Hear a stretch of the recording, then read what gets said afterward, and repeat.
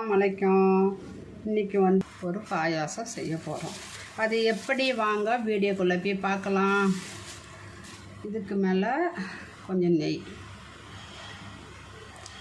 ஊற்றி இதை சிகப்பாக வறுத்து எடுத்துடலாம்.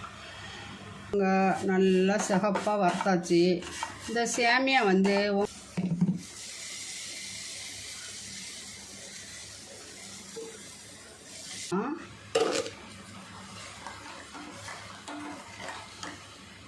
ஏன் சர்க்கரை கம்மி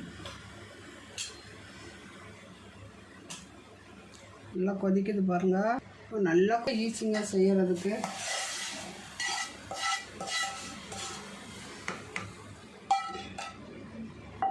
இப்போ கொஞ்சோண்டு மில்க் மேட் ஊற்றிடலாம். 2 ஸ்பூன்.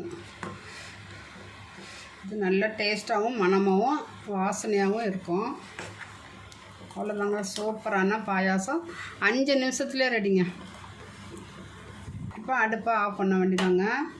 ஆஃப் பண்ணிவிட்டு முந்திரி வறுத்து போட்டுடலாம்.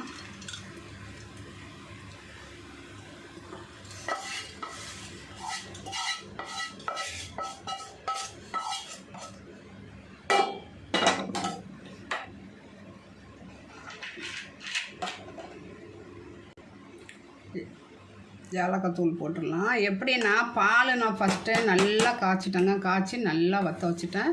அப்புறம் கொதிச்சோன்னே சேமியா போட்டாச்சு. சேமியா வறுத்து அதை போட்டாச்சு. அதுக்கப்புறம் கொஞ்சம் மில்க் மேட் ஊற்றியாச்சு. சர்க்கரை போட்டாச்சு. முந்திரி பருப்பு வறுத்து போட்டாச்சு. இவ்வளோதாங்க ரெடியான பாயாசம். சூப்பரான ரெடிமேட் பாயாசம்.